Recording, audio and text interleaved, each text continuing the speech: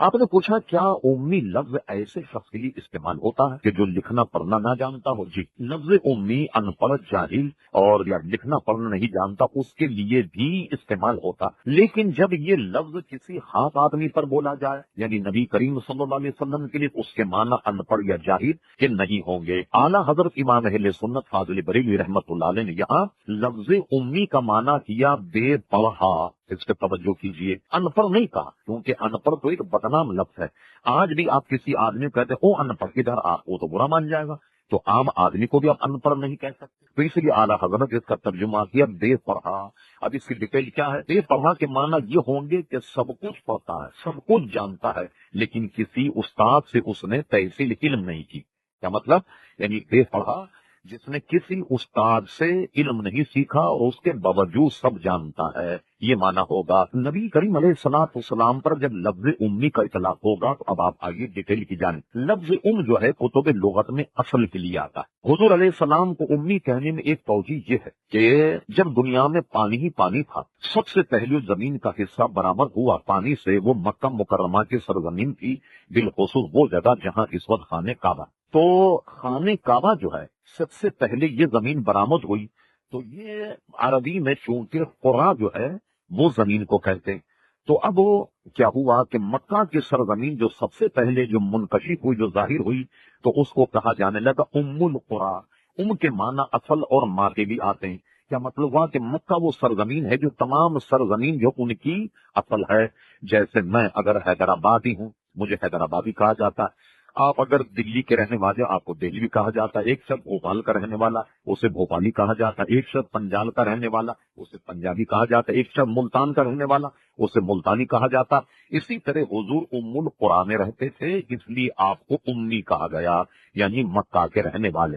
اب آئیے ہمارے تلا ہے قرآن مجید فرقان حمید عائد ہے سنقرئک فلا تنسا، اے میرے حبیب میں تمہیں ایسا پڑھاؤں گا کہ تم کبھی نہیں بھولو گے۔ اب دیکھیے قرآن مجید فرقان حمید میں کس کی نص ہے کہ میں تمہیں ایسا پڑھاؤں گا کہ تم کبھی نہیں بھولو گے۔ اب رہا یہ جیسا کہ آپ کا دوسرا سوال ہے، یہ کیسے ممکن ہے کہ اللہ تعالیٰ نے جس کتاب کے ساتھ نبی کو بھیجا ہو وہ اسے پڑھنا بھی نہیں جانتا ہو اور نہ ہی اس کی کوئی ایک آیت لکھ سکتا ہو؟ برائے کرم حوالوں کے ساتھ جواب دے کر میرے ذہنی انتشار کو دور فرمائے۔ ایک تو میں نے یہ پہلے آپ کا جواب میرا خیال ہے وہ بھی ایک مفصل۔ نبی کریم علیہ الصلوۃ والسلام نے لکھنے پڑھنے سے گریز کیا، اس کی وجہ کیا تھی؟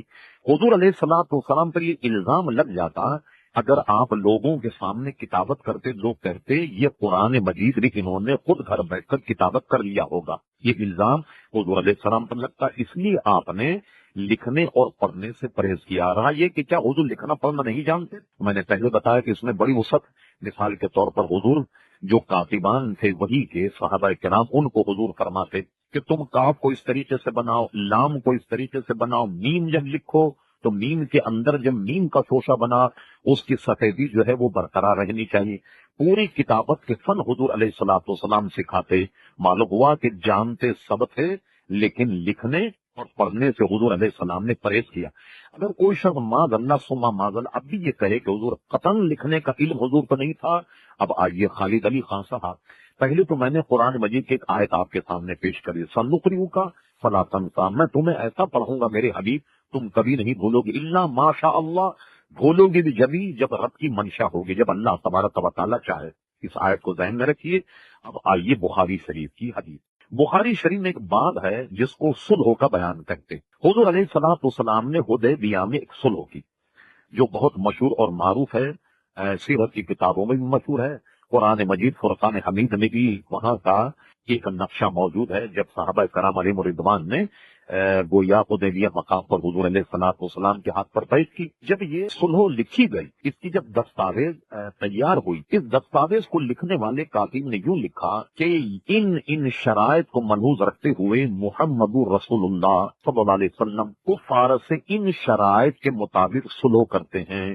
اب ادھر کے جو لوگ تھے، صلح نامہ جب پڑھا گیا تو کفار مشرکین کے جو سردار انہوں نے اعتراض کیا، انہوں نے کہا آپ اس میں سے لفظ محمد رسول اللہ کو جو ہے وہ محو کر دیں، اسے مٹا دیں، آپ اس کی جگہ لکھیں محمد ابن عبداللہ۔ ہم تو آپ کو محمد عبداللہ کا بیٹا مانتے ہیں، اگر ہم نے اس پہ دستخط کر دیے تو گویا ہم نے آپ کو اللہ کا نبی اور رسول تسلیم کر لیا، تو آپ اس میں سے اس کے محو کر دیں، بغیر اس کے صلح نہیں ہو۔ بخاری میں ہے حضور علیہ السلام نے وہ دستاویز حضرت علی کو دی، فرما علی اس میں سے تم لفظ محمد رسول اللہ کو کاٹ دو اور اس کی جگہ لکھ دو محمد ابن عبداللہ۔ حضرت علی نے وہ دستاویز لی، یہ بھی کمال ہے، دیکھی ایمان اگر ہو، یقین ہو، حلاوت ہو، ایمان ہو تو ایسا۔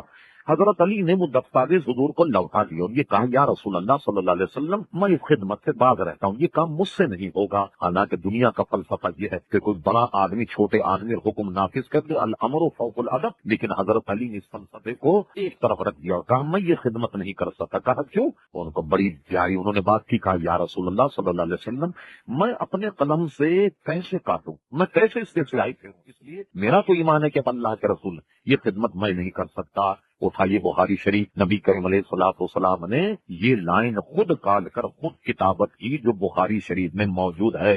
اب مجھے بتائیے اس حدیث کو جو بخاری میں کیا کوئی بدتمیز یہ کہہ سکتا ہے؟ نبی کریم علیہ السلام کے شان میں گستاخی کرنے والا کہ معاذ اللہ امی کے معنی جاہل کے تھے، امی کے معنی جو ہے وہ ان پڑھ کے تھے، ہرگز نہیں۔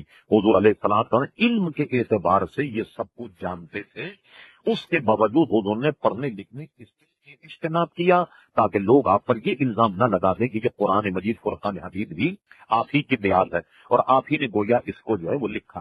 ایک نفسیاتی بات میں خالد علی خان آپ نے بڑے ٹورنٹو کینیڈا سے سوال کیا تو میں سمجھتا ہوں کہ کم سے کم انتشار آپ کے ذہن کا دور ہو جائے۔ مجھے بتائیے کہ آج وہ مولوی اور وہ محدث اور وہ مفسر جو نبی کریم علیہ السلام کو ان پڑھ کہتے ہیں، جیسے مودودی صاحب یا ان سے ملتے ہوئے کچھ لوگ، مجھے بتائیے حضور کو تو ان پڑھ کہتے ہیں اور جن کی حدیثوں کو پڑھ کر یہ لوگ اپنے آپ کو شیخ الحدیث کہلاتے، شیخ القرآن کہلاتے ہیں، محدث کہلاتے ہیں، عالم کہلاتے ہیں، علامہ کہلاتے ہیں۔ غور تو کیجئے کہ جن کے کلمات کو پڑھ کر تم علامہ کہلا اور خود وہ ان پڑھ ہو، یہ کیا عقل ماننے کے لیے تیار ہے؟ جیسا کہ کسی شاعر نے کہا جو فلسفیوں سے کھل نہ سکا، جو نقطہ وروں سے حل نہ ہوا، وہ راہ ایک تاج والے نے بتلا دیا چند اشاروں میں۔ بڑے بڑے ذہین اور بڑی بڑی عقلیں پیچھے رہ گئیں اور نبی کریم علیہ الصلوۃ والسلام کا اسلام اور دین جو ہے وہ غلبہ پا رہا ہے۔ اب آپ اس تناظر میں لفظ امی کی تفسیر ملاحظہ فرما لیجیے اور بار بار اس کو سماعت فرمائیے۔